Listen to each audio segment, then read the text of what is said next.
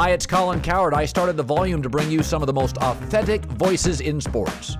While you're here, make sure you hit subscribe. Thanks.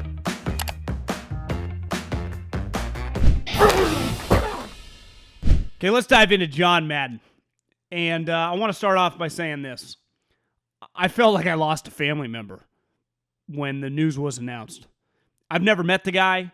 I felt like, you know, when someone dies and you've never met him, but for whatever reason, you know, it tends to be famous people, whether it's a musician, whether it's whoever, you know, if you like to read a writer, I don't care who you are. Obviously, if you listen to this podcast and if you're in my age range, in your 30s, you grew up on this guy. This guy was a sound in the background of your life if you like football. And let's face it, where I grew up in Northern California, the 49ers when I was a kid were like the Yankees. And John Madden called 49ers, Packers, and Cowboy games because they were the three best teams in the NFC. And he worked for Fox. And, you know, he's a Northern California guy. He lived down the street from me. He graduated from Cal Poly where I graduated. And I just felt like I knew him. And I'm sure many people that are listening have somewhat similar thoughts. It was a tough one. It really was. And my overall takeaway, and I've just thought about it, wrote down some of my thoughts, that he's going to be remembered for two things to my generation. I can only speak for myself. He was the narrator of football, and he was the greatest salesman in the history of pro sports. And from a narration standpoint, when he got hired at Fox and the NFL, I think, went to a completely different level, he narrated Troy Aikman, Steve Young, and clearly Brett Favre, who almost made a mythological figure I'll get to in a second. And then he sold the game to people around the country who it's by far the most complex game, not even arguable, right? There is literally a play call on every single snap, offensively and defensively. There are way more coaches in football than any other sport. It is complicated. When I got hired in the NFL from where I had been in college football for 2 years, it was crazy. I felt overwhelmed. I did not know what was going on. And John Madden made football consumable. He made football fun. He made the complex pretty basic and easy. And there never has been, and there never will be another quite like John Madden. He's the greatest salesman for one of the greatest American businesses currently. Without John Madden selling the shit out of this sport, who knows where the NFL is right now? He played a massive role, obviously from narrating it, how much fun he was having it, but selling it. Because you know what John Madden had, and I've spent the last 12 hours thinking about him, and a lot of people have opined on this. He might be one of the most relatable humans in the history of America. I was on a text chain with a bunch of people that own property in the Carmel, Monterey area. John Madden also had property over there. I'm just going to take an educated guess. He's worth $500 million. That could be low. He has property all over Northern California. He was making $8 million back when athletes weren't making $8 million. John Madden is absolutely filthy rich. Yet he always felt like the opposite of the people that, let's face it, most of us despise now, the elites, right? The super rich who feel very out of touch. He felt very in touch. And if you watch the documentary that he had on Fox, he talked about touching all these people because he stayed on a bus. He didn't fly. He went through America for his entire career. And when my football career started at Cal Poly as a student assistant, it's where John Madden played and graduated from. It's a small Division I AA school north of Santa Barbara, south of San Jose, right near the water. You know, it's a cool engineering school, not great with sports. Yet when John Madden went there, you know, they were obviously a little school. I learned last night on the documentary that he had started at the University of Oregon. A year or two after he graduated, he was coaching at Allen Hancock. I think it's a junior college. It was at least when I was in college. I think when John was there, I'm not sure. But the Cal Poly plane where the football team and administration was on, got into a crash. And several people died. And when I was working, I think in 07 or 08 for the football program, the Spanos family that owns the Chargers gave a bunch of money and helped basically add to the football stadium, which looked like a high school football stadium. And they made it really cool on one side. They added some boxes. They kind of modernized it. And they put this huge memorial. I think it was 12 or 14 people that died in the crash. Now, Madden has denied that his fear of flying was not that incident because he wasn't on the plane. He just knew people on the plane. He claimed it was being claustrophobic. But many people that were alive at the time and stories around the program were always that rattled John from a flying standpoint. He obviously had to when he was an NFL coach. But so there are connections that, like, I don't know. And you know me, I'm not some fake fraud just saying this because it's a cool thing to say. It rattled me. And I was thinking about this. And I got to send Coach Reed a text over the next couple nights. There was a moment when I was in the NFL. Someone asked recently, have you ever been starstruck? And listen, because of the job I've done, been around pretty famous people. And it's really only happened. Now, I don't know actors or musicians. Maybe if I met, some musicians or actors, who knows? But when it comes to athletes, it's only happened one time. And I met Joe Montana. We had a normal conversation downtown San Francisco that I started. It was Brett Favre. And I thought about this the last couple nights. It was a game that we were supposed to play on Sunday Night Football. And the game got pushed back till Tuesday, and Favre was out. And Favre came to to where our offices were to see Marty Morningwig and Andy Reid, which he had known, obviously, for, at the time, 15 years. I remember walking by Brett and just being awestruck. I couldn't say anything. And it really hit me last night that talking about the greatest narrator in the history of the NFL and one of the greatest salesmen in the history of the NFL, obviously, if you just watch Brett Favre on mute, he was an all-time great player. Won back-to-back-to-back MVPs. Won a Super Bowl. One of the more exciting athletes of the last 30 years. But John Madden, who bought all the fucking Brett Favre stock, took him to another level. Made him one of the most special players in the history of sports. Well, I'm serious, made him somewhat of like this mythological, because most of us, and where I was in the 90s when I just consumed Fox NFL games, I don't know Brett Favre or ever going to know John Madden or ever going to think about working in the NFL. I'm just a 10, 12-year-old. And Brett Favre there wasn't anything like him, according to John Madden. And a lot of kids like me, let's face it, Brett Favre's popularity in the 90s in terms of athletics, probably beside Michael Jordan, weren't many higher than him. Maybe Ken Griffey Jr. And I think John Madden played a huge, huge role in Brett Favre, the hype machine around him, that he earned and deserved. But when John gave you the stamp of approval, there was no going back. And anyone that's done a deep dive on some of John Madden's calls, he called the Brady-Belichick Super Bowl against the greatest show on turf. And Tom Brady leads them on that game-winning drive that sets up an Adam Vinatieri game-winning kick. And right when the drive starts, I think there's like a minute 40 left. And looking back, it shows you Belichick had balls. Bill Belichick was not Bill Belichick then. Kept the pedal to the metal, played to win, Super Bowl champs. John Madden said, I would run the clock out and go to overtime. I would not do this. This is, as a coach, and John Madden, a lot of coaches, a lot of people on TV, let's face it, are pretty terrible now. They don't say anything. I think if I knew Tony Romo, I would like him a lot personally. I listened to his game last week because I don't watch that many Tony Romo Jim Nance games because usually in the afternoon window, the AFC game is on mute. The Niner game's on television for me. That's the audio. Or an NFC game is. And I thought Tony Romo, again, like the human being, was pretty cheesy. Not really my style. And I've heard some people talk like he's kind of jumped the shark. I kind of felt that a little bit. And because I think he's kind of trying to copy John Madden. And maybe some of it's his personality, but I feel like he's gone a little too extreme. Like, be you, bro. John Madden was true to himself. But John Madden in that drive on the Super Bowl, Tom Brady leads him on the drive. Adam Vinatieri's coming out, and he looks at Pat. Well, we don't see him, but over the microphone and says, I just got goosebumps. It's like he knew. Think about the big guy. Went all in on Favre. Even before that, went all in on LT. Went all in on Tom Brady. Also in that game, he said, this guy reminds me of Joe Montana. I heard Colin going on this rant about the guy being brilliant. Anyone that knows business and people in the business community in California have heard stories about Madden doing real estate deals. The guy gets kind of painted like this big, goofy football guy, which he is. He's an all-time football guy.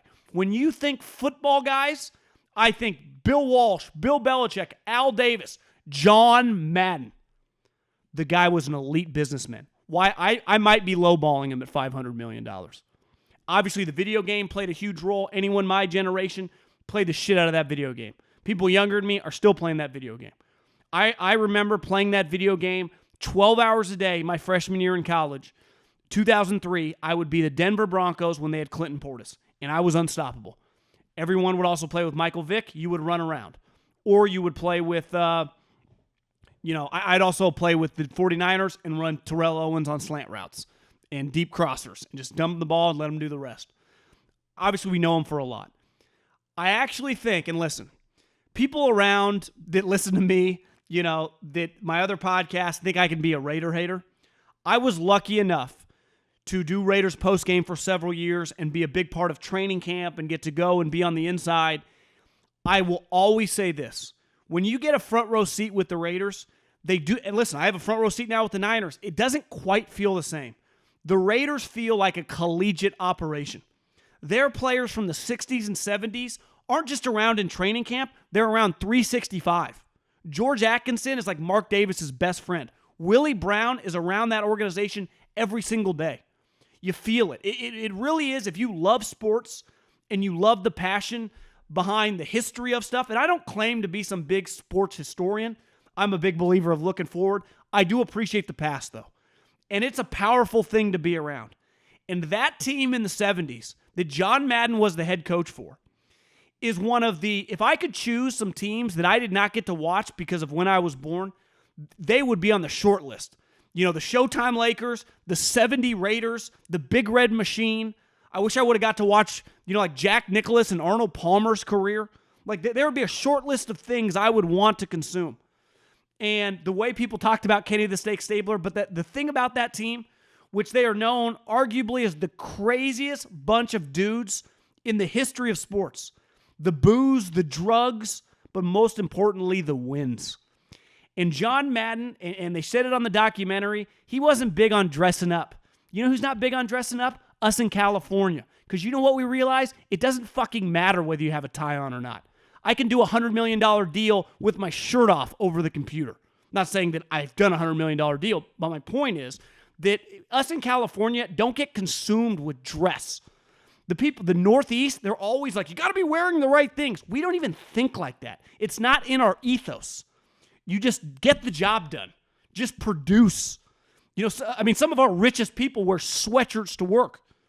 And I think working for Coach Reed when he was in Philadelphia, he's wired like a California guy. And I know him and John Madden have a good relationship. Everyone that knew John Madden had a really good relationship with him. But I don't think that Raider team, from just a pure sports standpoint, gets enough credit for being just an all-time, just Al Davis in the peak of his powers was the general manager and the owner. John Madden was the coach. Kenny the Snake Stabler was the quarterback. They had Hall of Famers basically at every position group. The only team that they struggled to beat was really the Pittsburgh Steelers. He went to 7 conference championships. He only won 1, right? But he won a Super Bowl. And I'm glad he did. Because when you look at his football career, he literally accomplished anything and everything.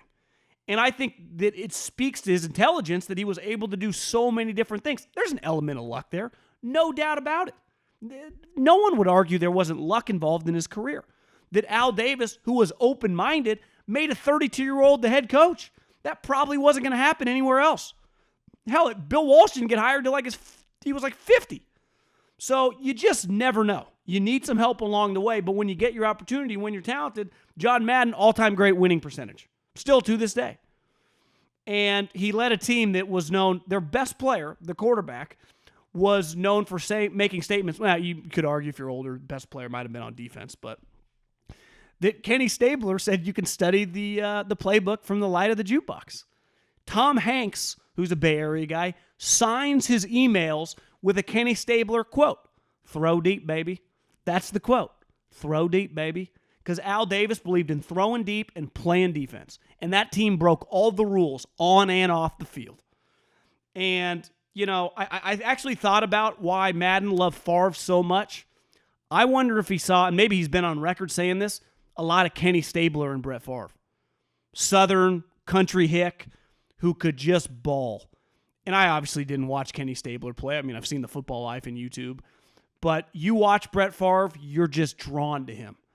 And then overall, the brand of John Madden, there are certain human beings whose brand, I would say, is just bigger than everything they've accomplished. Like there's not one thing they've accomplished that's as big as their overall brand. Like even Michael Jordan, for as big as the Jordan brand is, when you say Michael Jordan, you think 6 championships.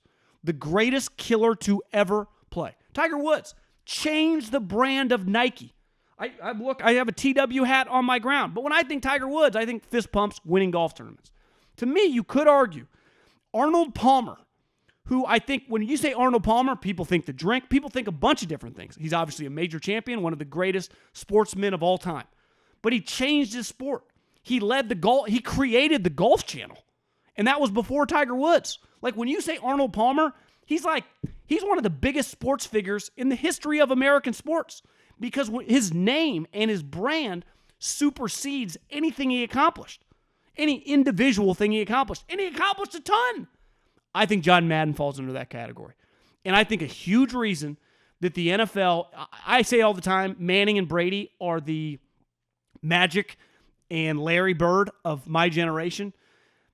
John Madden would have to be like, Bill Russell then. I mean, without him creating, let's face it, football is the greatest television product when it comes to sports, and there's no close second.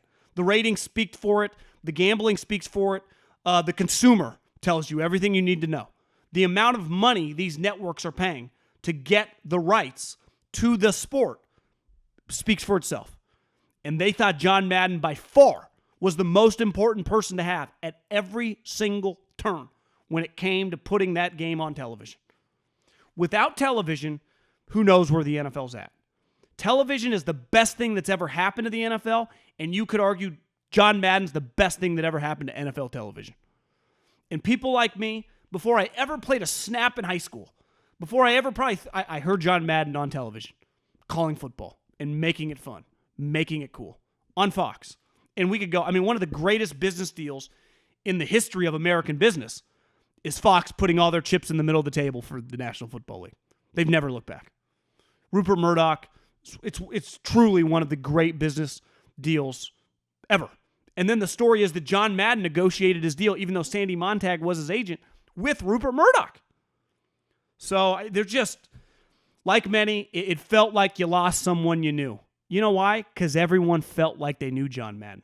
In a day and age when so many people act fake and phony and are afraid to say whatever they feel, John Madden was just a real dude. And I said this, people ask all the time, like, why do you want to move to Arizona? Because I feel like a piece of, and listen, I take a lot of pride in being from Northern California.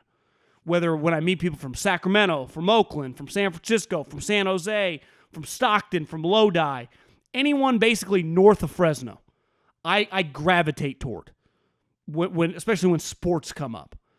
And Ray Fosse died earlier this year. Now John Madden. Like there are core people, especially in what I do, that are disappearing. And it makes me sad because I think what they stood for, what they represented, permeated through the whole area. And we just continue to lose that and kind of go in a weird direction. And it makes me sad. I mean, it felt like a piece of my childhood died. And I can imagine many people listening felt the same. And if you're younger than me, obviously the video game has resonated with you for a long period of time. And if you're older than me and lucky enough to watch him coach, or even some of his early years as a broadcaster in the 80s, when he was calling Joe Montana and LT and Walter Payton's games, we just lost, easily one of the most famous people of my lifetime, one of the most influential people of my lifetime, and let's just face it, one of the coolest guys of my lifetime. Thanks for watching 3 and Out. You can check out the podcast below in the description. And make sure you subscribe right now to the Volumes YouTube channel.